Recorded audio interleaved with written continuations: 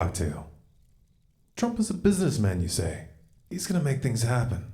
Cut taxes, cut regulation, invest $1 trillion in infrastructure, including a ginormous wall, punish companies that move factories overseas, rebuild the military, restore relations with Russia, start a trade war with China, and a new arms race would create jobs. There's a lot to unpack there. And those debates are worth having. However, much of this hinges on a variable that Trump doesn't control: the Federal Reserve. The Federal Reserve has held interest rates at near zero for close to a decade. They also engaged in quantitative easing from 2009 to 2014, accumulating $4.5 trillion worth of mortgage-backed securities and treasury notes. This inflated stock and bond market bubbles of historic proportions. When a friendly face is in the White House, crashes are typically attributed to a war, terrorist attack, or some other external variable. A Trump presidency, however, is an excuse in and of itself. Word is the Fed is leaning towards increasing interest rates aggressively in 2017 and may engage in anti-inflationary measures to offset Trump's infrastructure stimulus plans. That means that the flow of money and credit is about to be tightened. It also means the Fed is setting itself up for a showdown. If Trump plays by the rules, he'll have to wait till 2018 to replace Janet Yellen. A lot can happen within that time frame. Trump's personality is a wild card. He's impulsive, he fights dirty, fights to win. If Trump goes to war with the Federal Reserve, this could get out of hand in ways that most can't even imagine, especially when geopolitics are factored in. As a result, the US dollar's position as a world reserve currency is going to be in play. Add to that backdrop a little social unrest on the domestic front. If recent history serves as any indicator, we can count on seeing some kind of racially charged flashpoint involving the police during the Trump administration, probably before 2017 is over. It's also fairly safe to say that some of these protests will turn violent and destructive. The trend has been towards escalation. Having Trump in charge will take this to a new level. Trump ran on a platform of law and order and support for the police, which piggybacked on the perception that Obama was undermining law enforcement during his term. Just the belief that Trump has their back is going to influence police response. They're going to be more confident, more aggressive, and if Trump offers even so much as a word of encouragement, they will go into full crackdown mode, which would of course throw gasoline on a fire. These tensions have the potential of spinning out of control, especially in the context of an economic downturn. And again, Trump's personality is a wild card. Replacing upper management won't be enough to neutralize this threat. These agencies have black budgets and off-the-book programs that defy accountability, and lots of experience toppling upstart regimes. Failure to rein them in could be fatal. The most important trap, however, will be on the geopolitical front. Years of backing Sunni jihadists in Syria failed to unseat Assad, and Trump has vowed to reverse U.S. policy. Israel was openly supporting the Sunni axis. They wanted a full frontal regime change in both Syria and Iran for many years, but the Obama administration tied their hands. Then Russia stepped in, tipped the balance, and the Shiite crescent not only survived, but grew stronger. The Israeli-Sunni axis needs another path to war, so they're changing tack. On January 13th, 2017, just 7 days from the inauguration, Israel bombed a Syrian government airport. This provides a glimpse of the years to come. Israel's strategy is simple: provoke Syria and/or Iran until one of them retaliates, which would of course provide cover to take territory. Turkey is likely to make another move in Iraq and/or Syria as well, while the Saudis continue bombing Yemen to rubble. Israel feels confident that Trump will defend them at all cost. Indeed, he's given this impression. But will he take the bait? Here, Russia is a wild card. What happens if Russia moves quickly to provide Syria and Iran with the means of defending themselves? What happens when Putin and Netanyahu are competing for Trump's ear? With all the other variables in play, will Trump even have the means to influence the outcome in this region? Expect alliances in the Middle East to shift rapidly during the Trump years, with unexpected consequences. In particular, watch for a play on oil that undermines the petrodollar. Making America great again was never on the menu. Trump wasn't supposed to win. He was supposed to be the decoy. This was reality television does politics. Literally. The Democrats thought he was so bad he would take attention off of Hillary's baggage. So the Clinton campaign pulled strings with their friends in the media to help him in the primaries. In one small country, it is a big idea, a new world order. It does not matter if the war is not real, or when it is that victory is not possible. The war is not meant to be won. It is meant to be continuous. The essential act of modern warfare is the destruction of the produce of human labor. A hierarchical society is only possible on the basis of poverty and ignorance. In principle, the war effort is always planned to keep society on the brink of starvation. Mr. Trump, there's a new Bloomberg poll out that says 65% of primary voters like your proposed temporary Muslim ban. In the meantime, you turn on the television, it seems like, you know, every commentator hates the idea. The Republican elites, the Republican establishment teamed up with the Democrats, it looks like, where they're all trying to take you down. You know, Steve, that's been the story of my life, and I've done very well. I have to tell the truth. I'm a truthful person, and, you know, the establishment is foolish. These are foolish people. I watched your piece before me where you're talking about closing mosques in France. That's right. They've closed three so far. Right, and the woman from the Daily Mail who's saying what a disastrous problem they have in UK, and all of these things, and a lot of people don't say that. You know, in London, they're talking about, oh, what Donald Trump said. Well, I have friends that say they got a lot of problems, and they don't want to be honest with their people, and it's a camouflage. No, the establishment seems to be against me, but I'll tell you who's not against me are the voters, because the people in the street, the people that you interview on the street, you know, they had one network yesterday that went out looking for people.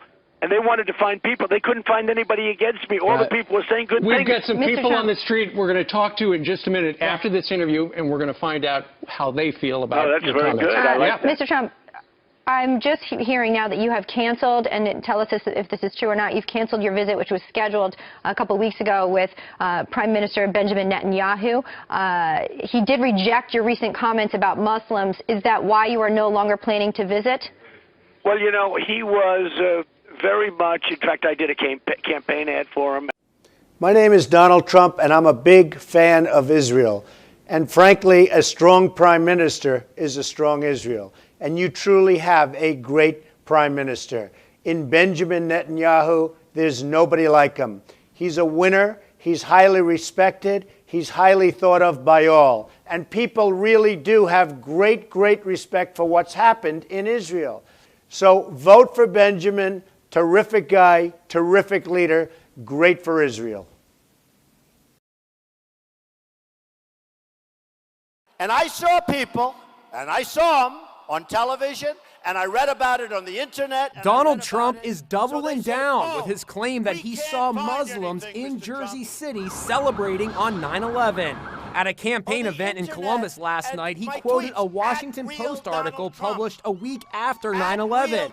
In Jersey City, within hours of two jetliners plowing into the World Trade Center, law enforcement authorities detained and questioned a number of people who were allegedly seen celebrating the attacks and holding tailgate style. Tailgate, you know what that means?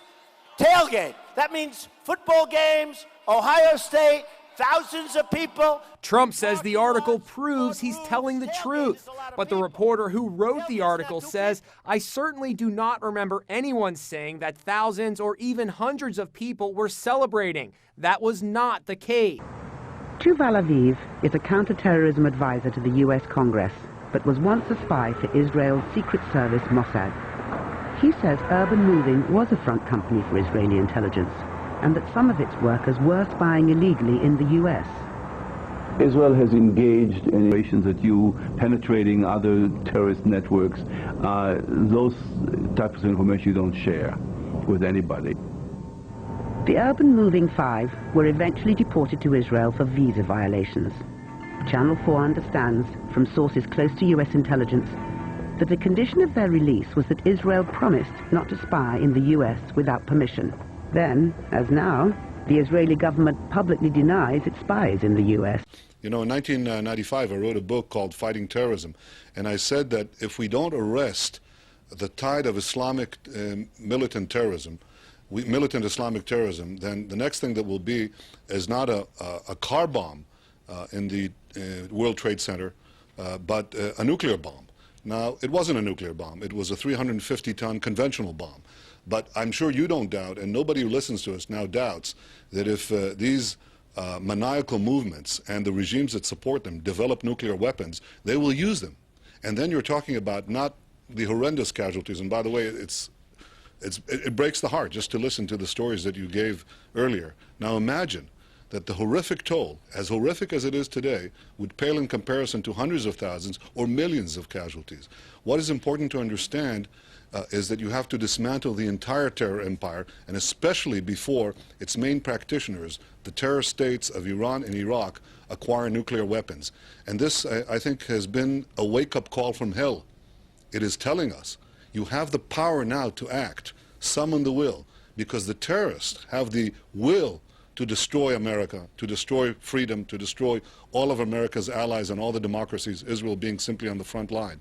They have the will, but they don't have the power. Netanyahu said, quote, "We're benefiting from one thing, and that is the attack on the Twin Towers and Pentagon and the American struggle in Iraq." End quote. Netanyahu then reportedly said these events, quote, "swung American public opinion in our favor." When we see Islamic State committing atrocities week after week, day after day, what's interesting to note is that all of the videos, the video evidence, is coming out of one little Israeli website called Site Intelligence Group. I think it's based in McLean, Virginia, and the woman who runs it is named Rita Katz. And she was on CNN when the second American beheading video was shown on TV. Mm-hmm. She told on CNN, she explained that it just so happens that we aired this film before the group aired the film because we had a copy beforehand. Well, how did they have a copy beforehand? You know? Good question. So where do the Saudis fit into this? Because, I mean, apparently, according to the 28 missing pages for the 9/11 Commission, there's Saudi financing that's going into the operation. Where would they fit into the 9/11 operation? Well, with all due respect for the Saudis, I would have to say they're kind of like useful idiots. They've been played. They may also be, of course, willing to go along with some of these things because I don't think they would oppose. I don't think the Wahhabist mentality would really object to the use of terrorism to right, spread their ideology. and they are supporting, as we know, they are supporting Islamic State. They are supporting these mercenaries and these rebels that are fighting in Syria. Going back to the Taliban in the 80s, right? Yeah, and they are, you know, they're dead set against Iran and Hezbollah and the Shiites. So, you know, but the Saudis, when you talk about those 28 pages, I don't know what those 28 pages say, but when they talk about Saudi involvement in 9/11, that is not consistent with all of the information that I have found, is that at the architectural level of this crime and the managerial level of this crime, the people who ran it, thought about it, conceived it, and then managed it, they're all Zionists, not Saudis. So, as I said, the Saudis were probably played or used or just useful idiots who were able to, you know, be snookered into a position where they look indictable. Right. Like they look culpable. Well, but I think even above the Zionist level, you still have what's the British Empire, which is still a tactical, you know, how do you say, it's a tactical machine. Yeah. You know, the British Empire is the one that formed Israel in the first place, is the one that created the Saudi Arabia, because Arabia obviously was not under Saudi control before the British gave it to them. Right. It, you know, basically established the modern Middle East. And so they're tremendous architects, going back to Bernard Lewis and his arc of crisis policy in the late 70s, right, that Brzezinski bought into when they formulated the Afghan war against the Soviets, right? The idea we can use this radical Islam against, this is historical British policy, against any kind of sovereign nation state, be it USSR, be it China, be it Assad now in Syria, or, you know, Nasser and Sadat in Egypt before, right? So it's a very, to me, it's a British imperial policy that plays well into the Zionist, let's say, worldview. But when you look at the British imperial policy, you have to look at who's behind that imperial policy, and you do find the fingerprints of the Rothschild family, for example. The Balfour Declaration, which created the state of Palestine, it was basically like the birth certificate for the nation in 1917, was addressed to Lord Rothschild. Yes. And you know, the Rothschilds, they had their own interest there. They wanted to create this Jewish state. They wanted to protect the Suez Canal, which they had invested in and owned. But it's when we talk about the British Empire, who exactly are we talking about? That's what I'm pointing out. You know, because you know, the British have been snookered in the same way that we've been snookered into wars in the Middle East that are not in our national interest. And it's not in Britain's national interest either. Well, again, that's the problem with empire. You lose your national interest when you become an empire, right? That's the whole point, is that you get caught up in these games that really destroy your nation, your industrial policies, for example, that might raise your working class. That all gets destroyed in the process of building. But you have to look at who is the brain behind the empire. Like, for example, now we have this Ukraine crisis. Well, how did we get in this Ukraine crisis? We got into it because of the actions of Nuland, Victoria Nuland. She's married to Mr. Robert Kagan. Who brought us the war in Iraq, basically. The PNAC document you referred to that said that the United States should invade and occupy Iraq whether Saddam Hussein is on the throne or not. That was in 2000, right? Well, now she comes along and she's the one who brought us the crisis in Kiev. She supported it, and then she said they had been pumping billions right into the and two weeks before. 2 weeks before the government was overthrown, the elected government was overthrown, she was already naming who would be the prime minister. So I mean, it's like this is not an American empire. This is an American empire with a foreign brain, if you will, with a foreign agenda at the top. So it's very destructive of our nation. It's destructive of everything this nation stands for. And we are enslaved. We are enslaved to that deception that began on 9/11. And if we don't free ourselves from the deception of 9/11, if we don't understand that this is all based on deception, then we will remain enslaved to it. And he's a good man, but I didn't want to put him under pressure. You know, he said we have a meeting, and he looks forward to the meeting and all of that, but I didn't want to put him under pressure, number one. I also did it because I'm in the midst of a very powerful campaign that's going very well, and it was not that easy to do.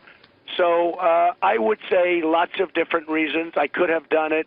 It was semi-scheduled, but I decided I'd really focus on this. You know, I was the Grand Marshal of the Israeli Day Parade when it was a very, very tough time for Israel, and I have a lot of Israel friends and a lot of support, a lot of friends from Israel, and a tremendous amount of support from the people of Israel.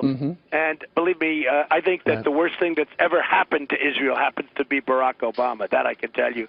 Well, so all I'm doing is postponing it, and I think that was the better alternative.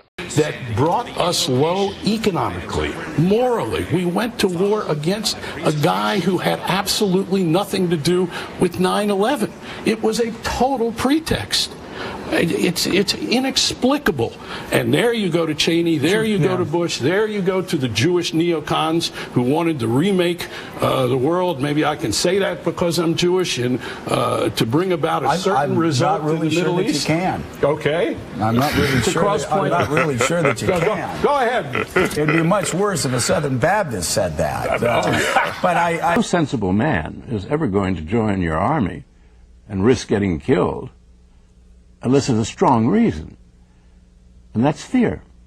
And we knew how to create it.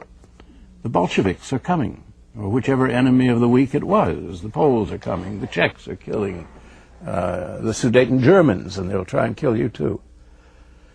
Well, just look what's been done now in the name of freedom and liberty. I'm